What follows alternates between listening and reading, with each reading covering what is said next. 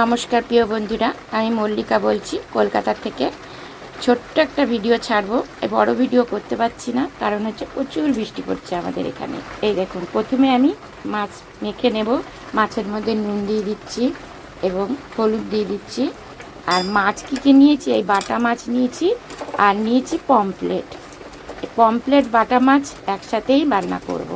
আর তার সঙ্গে কি সবজি নিয়েছি সেটাও আপনাদেরকে দেখাচ্ছি।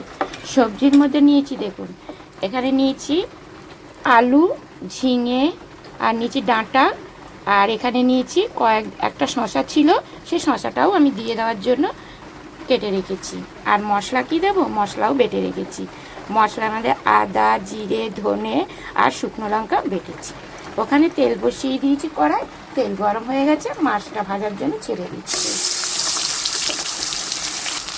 দেখো মাছ ভাজা হয়ে গেছে, আমি মাছগুলো তুলে নিচ্ছি। মাছগুলো আমি এক এক করে সব মাছ ভেজে নিচ্ছি। দেখুন মাছ ভাজা হয়ে গেছে। এইবারে এই মাছের তেলের মধ্যে আমি আলু ভেজে নেব। দেখো আলু ভাজা হয়ে গেছে, আলুগুলো তুলে নিচ্ছি। ঝিঙে,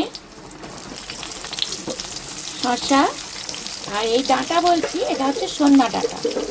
এটা ডাঁটা বলেছি, সন্না ডাঁটা। এটা ভালো করে ভেজে নেব। একটু ভেজে নিলে ভালো হয়, খালি গন্ধটা থাকে না, একটা গন্ধ বেরোয়, সেই গন্ধটা থাকবে না। মাছের ঝোলটা খেতে খুব সুস্বাদু হবে।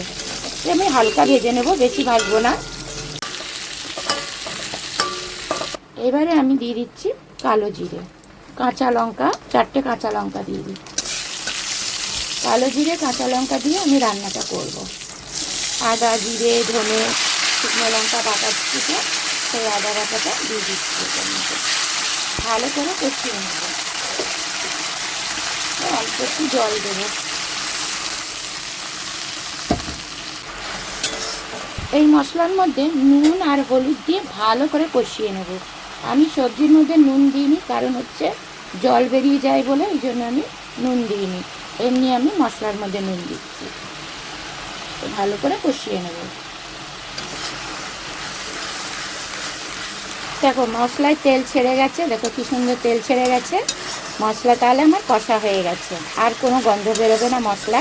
এইবারে যে সবজিগুলো ভেজে রেখেছিলাম সেগুলো আমি দিয়ে দিচ্ছি।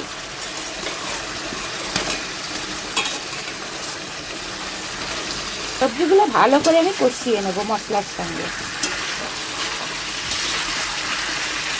দেখো মশলা আমার কষা হয়ে গেছে, আনাজগুলো সব ঠিকঠাক সেদ্ধও হয়ে গেছে, ভালো ভালো কষা হয়ে গেছে। আর এই যে জল ছেড়ে গেছে, তেল ছেড়ে গেছে, দেখো আনাজগুলো আমার কষা হয়ে গেছে, কত সুন্দর তেল ছেড়ে গেছে।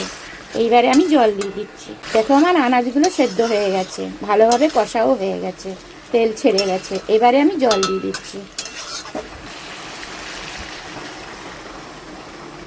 1 গ্লাস জল দেবো, আর দেবো না জল, একটু মাখা মাখা রাখবো। বেশি পাতলা রাখলে আবার ভালো লাগবে না খেতে। এবারে ফুট ধরে গেলেই মাছটা ছেড়ে দেবো। দেখো ঝোল ফুটে উঠেছে। এবারে যে মাছগুলো ভেজে রেখেছিলাম সেগুলো আস্তে আস্তে দিয়ে দিচ্ছি। এভাবে আস্তে আস্তে সাইড দিয়ে দিয়ে দেবো। পমফ্লেট মাছ তো নরম, তাই তাড়াতাড়ি নরম হয়ে যাবে, এই জন্য সাইডে দিয়ে দিলাম। আর এই বাটা মাছগুলো এইগুলো এইভাবে দিয়ে দেবো। বাটা মাছ তাড়াতাড়ি ভেঙে যায় না, ওই মাছ তাড়াতাড়ি ভেঙে যায় পমফ্লেট মাছ।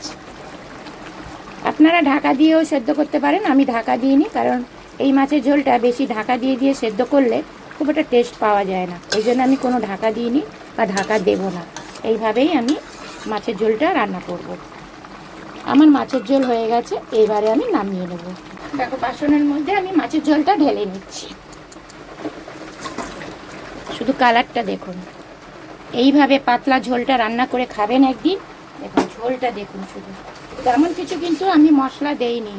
কমের মধ্যে যা যা আপনাদেরকে দেখিয়েছি সেই মশলা, অল্প মশলাই বেটে দিয়েছি আমি।